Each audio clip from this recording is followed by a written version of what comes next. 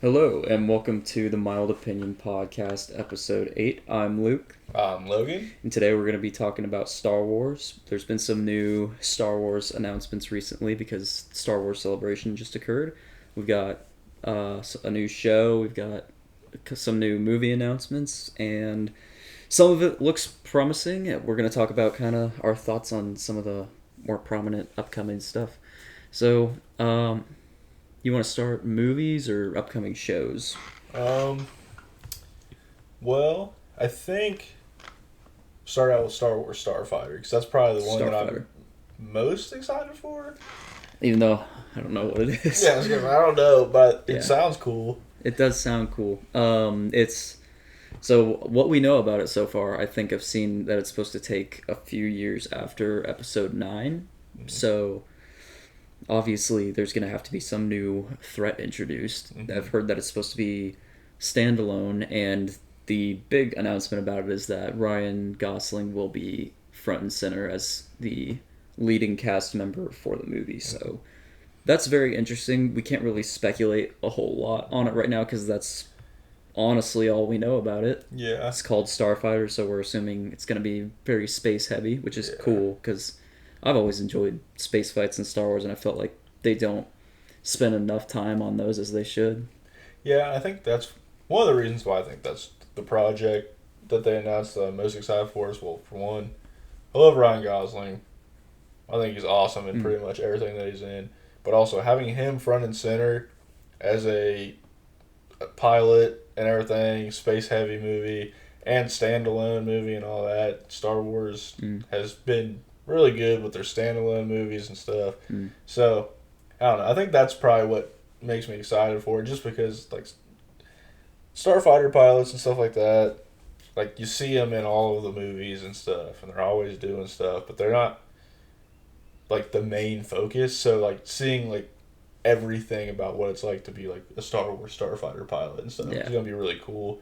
And we don't know what else there is going to be No. to it because we don't know if he's just going to be like from the perspective of him as a starfighter or if there's going to be some twist on the perspective or like who he is supposed to be because in Star Wars everybody's supposed to be somebody. Yeah.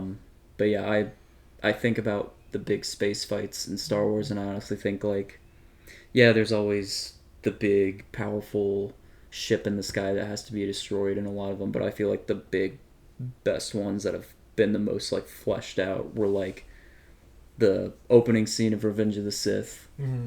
And of course, like both the Death Star fights are classic, and Yeah. then there's Rogue One space battle, which I Yeah. think is definitely looks the best. Mhm. Like it's one of the cooler space fight sequences Well, in the and- Star Wars movies. Yeah, and Rogue One is kind of like what I was thinking about when I said like their standalone movies and stuff. They've been doing really well with that, and that space fight sequence, like you were talking about, really cool. So like those were kind of the things I had in mind when I was saying that. Sure. But yeah, I think that's what I'm most excited for. I'm also very excited for Ahsoka season 2. I think that's gonna be pretty cool. I am too. I felt like there were some slow points in season 2 where it was kind of like waiting to see what they're talking about, and it just kind of like dragged a little bit. But especially in those last few episodes of Ahsoka, and of course this is Dave Filoni, who's the showrunner on it, so he's throwing all his own callbacks to stuff he's established, which I think is one of the huge strengths of this show. Like the I forget what they're called, but like the space hyper speed or light speed whales. Oh yeah. And then there's two new interesting characters. Mhm. I'm very intrigued by Balin and what they're gonna do with his story and like uh the like Force God people, I forget what they're Yeah, called. The Mortis gods. Yeah. And then I also thought that it was interesting, like, this is a guy who used to be a Jedi. Mhm. He split off, and then he's clearly not. He doesn't seem to be a straightforward Sith or even necessarily 100% evil. But I'm curious to dig into, like, his apprentice and, like, what did he tell her is Yeah. their goal? Like, what do they want? Yeah, and I mean, season 1 of Ahsoka was kind of like a breath of fresh air because I kind of felt like the newer Star Wars stuff was going through a bit of a drought. And it wasn't all landing and stuff. So out of the newer stuff, Ahsoka season 1 was awesome. And I'm kind of hoping, like you said, that continues forward with season 2 and all that. Yeah. Because, I mean, I think if Star Wars, like the franchise itself, could go back into like that direction more so than the directions they have been going in, it would probably help a lot of people kind of stick with it and stay in touch with what's going on. Sure. And I kind of felt that same way while we were or like while watching Ahsoka. It was like that era that the Mandalorian started of being between like the originals and the sequels has expanded so much, and for like in the Mandalorian season 1 and 2 it was really strong, and then beyond that we get like Book of Boba Fett where everybody has their own opinion on it. I liked some of it, I didn't like some of it. I thought some of it, but mainly like the Mandalorian stuff in it was really good. And then you come to Ahsoka, and it's like there's all these little pieces out there left from what had been established by those shows that kind of start to culminate into here's probably the biggest threat that all of these characters in these shows who have been established will face, which is Thrawn now, because they can't just leave that dangling out there. And who knows what's going to happen with Balin and the Mortis gods, because those are not small chips to be playing with. Yeah. And then there's, as always, something we're not the most knowledgeable on still in terms of Star Wars in general, but the world between worlds, whenever that shows up, is very interesting, and we're not 100% sure how that works, but it was great to see Anakin again. So Yeah, I thought that was pretty cool. And talking about like Thrawn and stuff, I really, really want them to do a lot with Thrawn, and I want them to do it right. Just because, and this is more, lore wise and expanded universe stuff and all that, which isn't all canon and stuff. But in general, he's supposed to be like, big time threat, like a big time villain and everything. And like we've seen him, he's here. Yeah. You can't mess that up. I did like his reintroduction because it's like, the last time you see him, by the time Ahsoka came out, was probably like half a decade, or at least since Rebels wrapped up. Yeah. And he, of course, became the big bad of that, so it was cool to see him come back. And it seems like he shows up, he's got Night Sisters on his team, which is, I've always been kind of like, those are, whatever the Night Sisters are doing magic and stuff, I think it's pretty interesting. But he's got them on his side. He's got this army, and who knows what they've been through there. And then we learn more and more that while they've been in exile, that this place that they've been exiled outside of the galaxy is very special and has a very unique connection to the Force. So I'm curious to see that unfold more. Yeah. But definitely, Ahsoka, I feel like, definitely started to narrow down some of those major players in the war against Thrawn. So, we see all the Rebels characters again. Ezra comes back, Ahsoka, Sabine, and Hera. And then,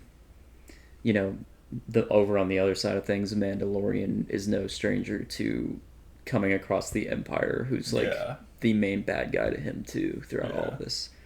So, who knows? There's so many different ways that could go. Yeah, I am excited for Mandalorian and Grogu as well. I am too. I'm a little nervous about it because I didn't really care for the Mandalorian season 3, but I like both the characters and like what's been done with them, especially in season 1 and 2 of Mando. Yeah, I think I think they've done a good job with like establishing them as like big time players in the current Star Wars stuff. And I mean, the characters are likable.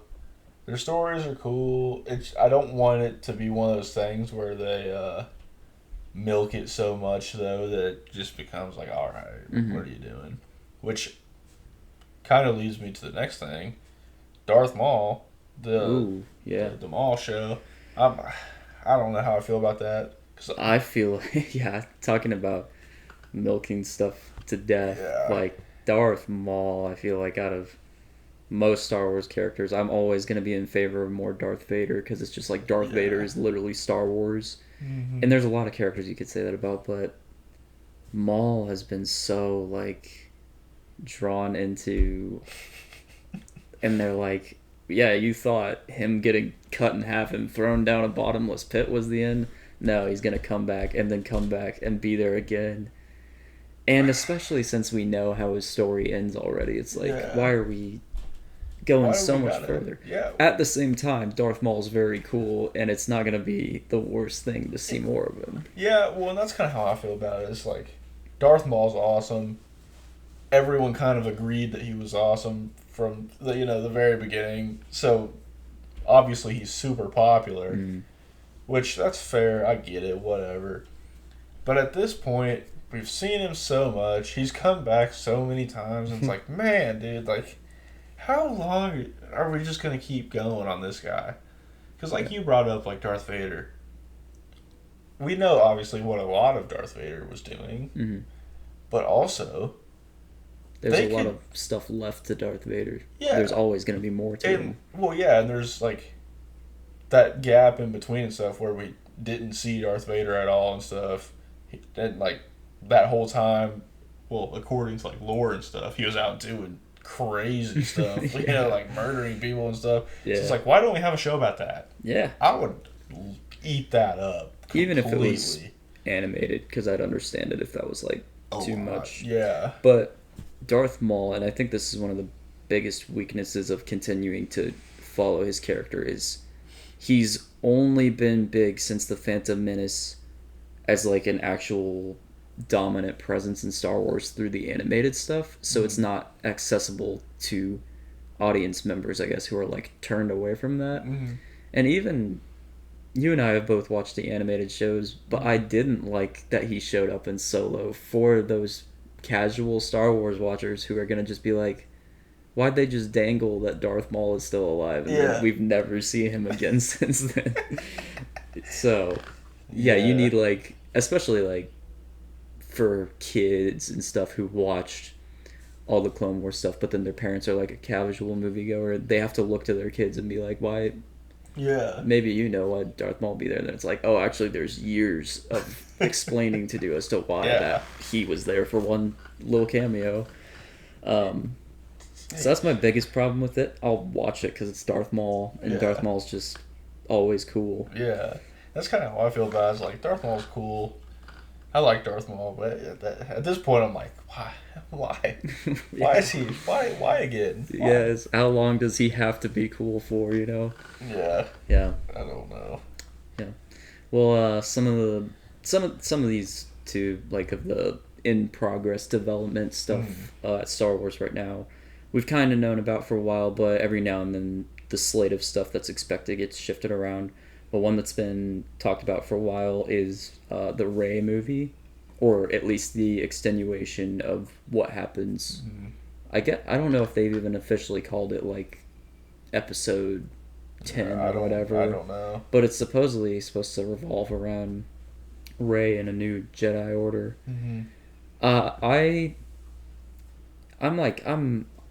definitely not against it. I think they could use it as a good opportunity to develop Rey more as a character, especially because in the sequels I felt like her character was the biggest victim, I feel like, of them rewriting the narrative that they wanted to follow. So with the different writers, first they make it, oh, who is she? She's just like nobody. And then they capitalize on that and they're like, no, she is nobody. And then she gets rewritten into Palpatine's daughter. She falls to the dark side, comes back so quickly, and it's just like, okay. And then at the end, it's just like, it was just Rey, and she's super powerful, and she's the next Jedi. And it's like, okay, so expand on that. Yeah. And then what happens with Finn after that? What happened with Poe? Where does Chewbacca go after this? Well, and see, like, I don't hate Rey as a character. I also don't love Rey as a character. But I'm hoping that whatever they do with the Rey movie or whatever they're doing with her, they like do her justice at least. Yeah. Like make the character like fit into the story a little bit better or more likable or something. Yeah. Because the way that they kind of just left it with all the random, like, oh yeah, it's this, and it's this, and it's this, and she's this. And I'm like, all right. And I Yeah. know that was a lot of people, a It kind lot of just of OG Star Wars fans. That was like a big yeah. problem. It kind of just turned her into like a oh, it'll be interesting to think about like who could she possibly be? And then it's like that's the most important thing about her is like who she is, not what she does or like anything interesting about like her characteristics or personality. It was just like this is who she is. Yeah, she was a big time victim of the legacy character Yeah. syndrome. Yeah. Um so yeah, I hope honestly something I'd hope to see out of the movie is that it's not a threat that's like an expected Star Wars problem for her to face or like a new Jedi Order to face. Like, I don't want to see it be an extenuation of like the Sith or there's just some hotshot new dark side person that she has to fight. Like, maybe, I mean, Star Wars Galaxy is a big place and there's a lot of things that they can throw at us. So it's like, come in hard with something new. Mm-hmm. Like, give this a reason to be a new thing, like Yeah. a worthwhile new thing instead of just oh here's a new person for you to fight with a lightsaber. Yeah. Yeah. Well, I think that's like something that they need to work on too, just a little bit. Is like we need somebody for her to like go up against or something who's gonna be like a memorable, like cool, villain and stuff like that, Yeah. and not rely on like a legacy character again or something like Yeah. that. Because as much as I love the legacy characters and stuff, like don't get me wrong, they're all cool, and I love them. They're nostalgic and all Yeah. that. Like they all came from somewhere. They were original characters at one time. You know what I Yeah. mean? Like, why don't we do that again? Yeah, I don't Let's want to get see back her. into more of it.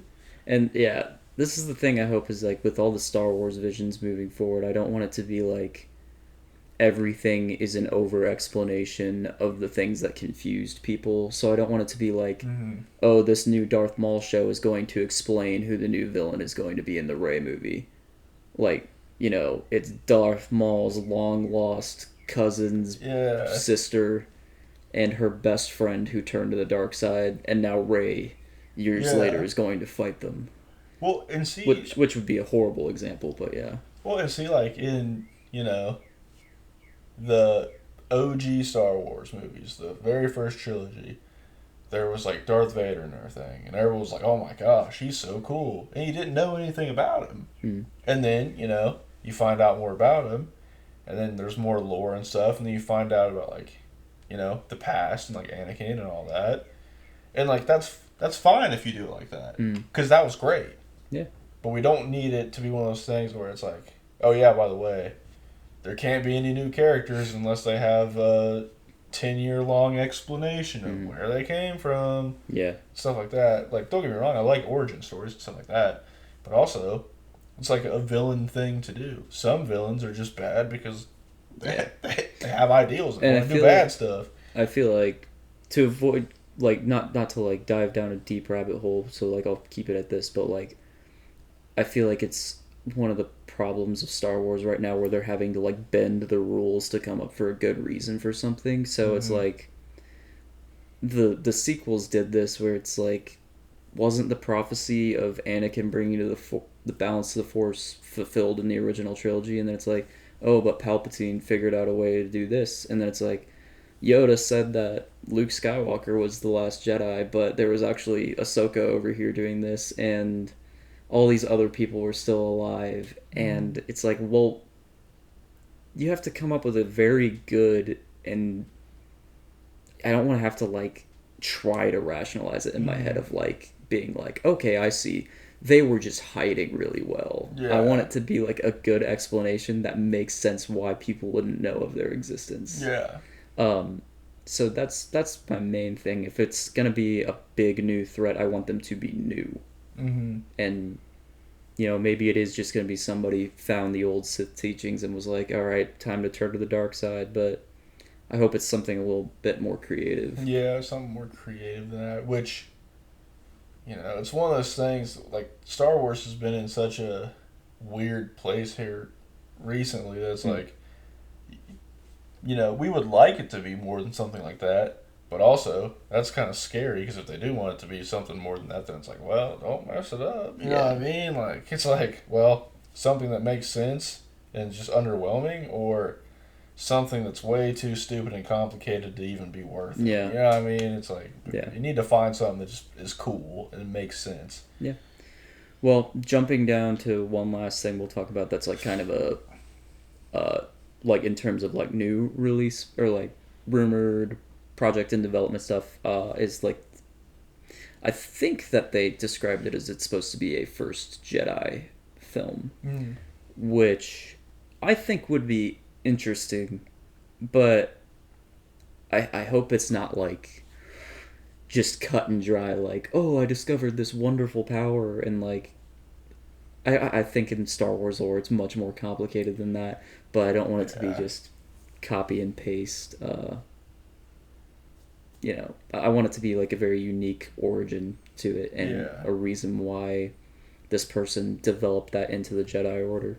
Yeah. Well, and I think the thing that I'm worried about the most with that idea is that it's like in like the lore and stuff, it's a long time ago from where we know A Star very, very Wars. long time ago, yeah. Yeah. So I mean, I don't want it to be one of those things where it's like about like the first Jedi and all that, and like him finding out like the Force and learning like its power and stuff like that, and it to seem like not Star Wars because it's so Hmm. long ago. Like a Star Wars like period, old timey period piece would Yeah, be kind of weird. Like, cause like what is old Star Wars like? yeah, But also like I want it to feel like Star Wars. Star Wars is like futuristic and yeah, stuff. Like I don't want it to just seem like oh, this is a movie about a guy who learns magic. You know what I yeah, mean? Like that would be kind of weird, but yeah.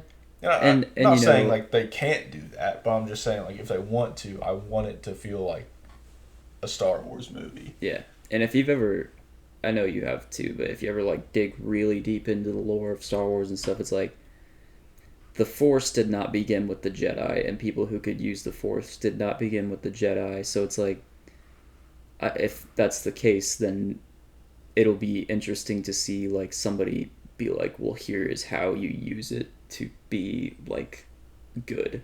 Yeah, and the other thing is, well, at least lore wise and like expanded universe wise, um, like the very first like Force users and stuff, that was like predating blasters and lightsabers Mm. and stuff. So it's like they're just gonna be. It's kind of if they do like fighting and stuff with it, it's gonna be interesting because it's gonna be like hand to hand combat, and, like martial arts and stuff like Yeah. that, and like primitive weapons more I so. imagine the story itself, like of this movie, would follow like that. This person is maybe the first person who ignites a lightsaber. Yeah, Like finds that. that I think that would be more That'd be in interesting. line because just go jumping way back to like back would be Mm. kind of a lot for especially for where we're at right now. It's like whoa, you I know what I think. mean? Like I think though something that's interesting about this is that this kind of puts like a. Right now we have like kind of the end point of Star Wars in the timeline. Like the farthest thing forward we know is Rey basically brought an official into the Sith mhm. in Episode 9, and it's like, yeah, and the farthest back we can go is to the Acolyte.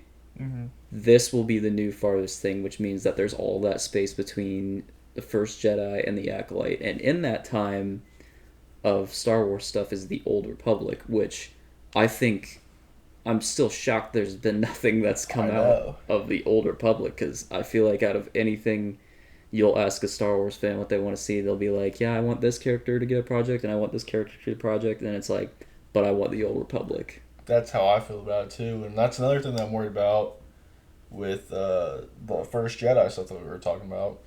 I want that whatever it's gonna be to do well because I don't want them to be like, oh, well, that didn't do well. They don't want to see the old stuff Mm. because I've been wanting an Old Republic series or movie or just anything for like years, so long because Yeah. the Old Republic is awesome. It's Like like flush with like it's honestly like thousands of years, and there's so many interesting characters. It's Mm-hmm. literally like a whole new arena of characters and stories to play with. So it's like so many people already know who all these characters Yeah. are. Just give it to them, You you wouldn't know? even have to give a lot of them like a super crazy introduction or like lengthy story or anything. Because if Mm-hmm. they show up, people, a lot of like big time Star Wars fans would know who they were. So Yeah, it's like, come and on. especially in terms of like franchising and stuff. Like Mm, think of all the Sith lords and like Jedi and stuff, and especially like the one that you hear more often than anybody from the old Republic is people want to see Darth Revan like mm. more than His story more is than so most cool. characters right now. I feel like that's the one people want to see the most, and it's like, why are we not tapping into this just treasure Yeah, of a time absolute period? gold mine. Yeah, I kind of, yeah, that's what I'm thinking and too. while I know that would take a ton of focus and a huge commitment of being like, if we're gonna start, we're gonna start from beginning to end and like flesh it all out. Hmm. I still want, I want that, but I also do want like new ideas and new Yeah. stories and stuff. And I do like the idea of like let's branch away from the Skywalkers because it's like Jedi and Sith are not solely Skywalkers, and Hmm. like this main story we've been seeing, this is tens of thousands of years of a massive galaxy with weird and wild things that we can see. Hmm. Who knows what come out of. Yeah. So that's kind of the idea I like about it, is there's so many different kinds of stories to tell with Hmm. moving away from that. Yeah. Yeah. Is there anything else you want to talk about? Well, I was gonna get kind of just to feel, because I know my answers have kind of shifted around recently of like where do you stand on like your favorite Star Wars movies at this point in time? Well, I mean, you can't beat the original trilogy, Mm. obviously. I mean, awesome. But I think to this day, and this is like solely nostalgia, and this is like, I get hated on for this. Anytime anybody asks me this, my favorite Star Wars movie of all time is Attack of the Clones, solely based on nostalgia. And it doesn't matter if it's the best one or not. And I will tell you that it's not, but it's my favorite. That's fair. I do feel like each of the prequels individually have aged incredibly well. Hmm. I feel like out of the three prequels, that one still is at the lowest for me, but I don't dislike it because for a while I did have a hard time being like, man, the Anakin and Padme stuff is just like, ugh.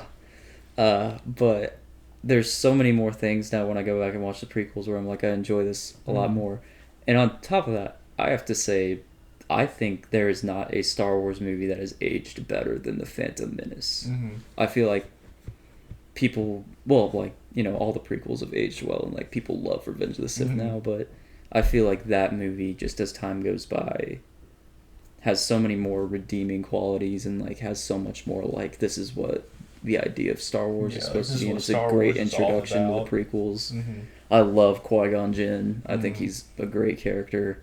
Um, I know for me, for the longest time, if you were to ask me like what my favorite Star Wars movie, I would say Episode 6. Hmm.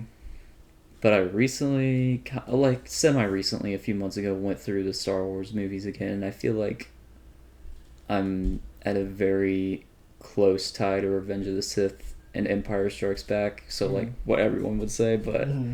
those two are incredible, and I think honestly probably would give it to Revenge of the Sith just because I love Obi-Wan and Anakin Hmm. and Yoda and that whole time period. I Yeah. think when everything finally hits that, Yeah. everything's falling apart. That is such a cool time.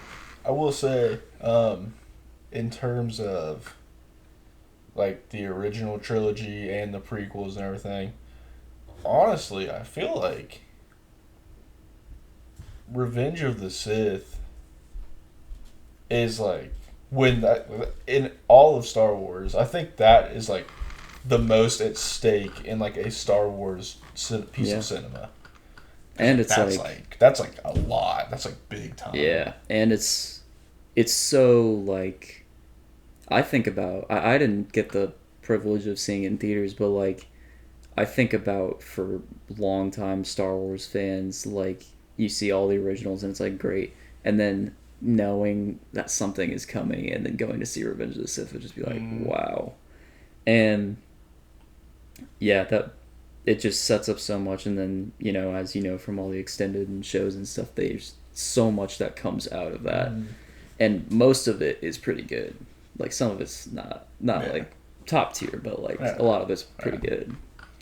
And then one more thing I was gonna um, pick your brain about is what would you say off the top of your head are like your top three Star Wars characters?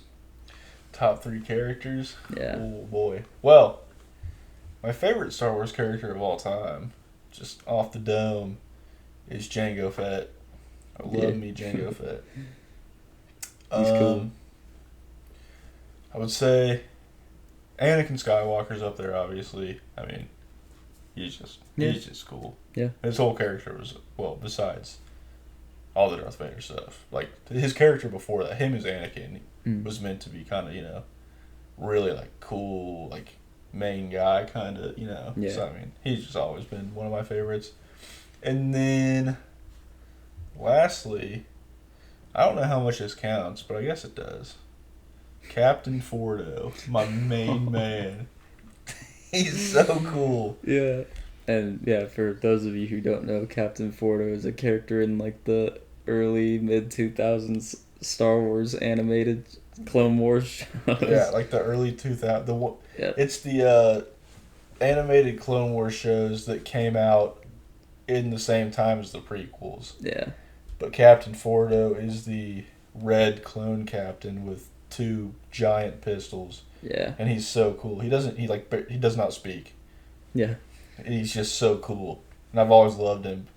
Also, Sure. probably nostalgia, but ever since I was little, I'd watch that like all the time. Yeah. And I just thought he was like the coolest ever.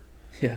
So yeah. Well, for me, I've shifted on it here and there, but I feel like my top three Star Wars characters are I love Yoda, hands down, and I think I like him like in the original trilogy a lot, but I feel like he's so like not that he's like the perfect Jedi, but I feel like he tries so hard to like be like the perfect version of what somebody with his power level should be able to do, and like the responsibility they have, and also just his impact on the other characters is great.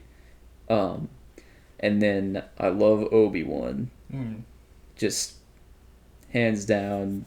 He's always enjoyable. He's kind of witty, but then like him and Vader and like of course there's Maul and Obi-Wan always is like causing beef with like every major villain.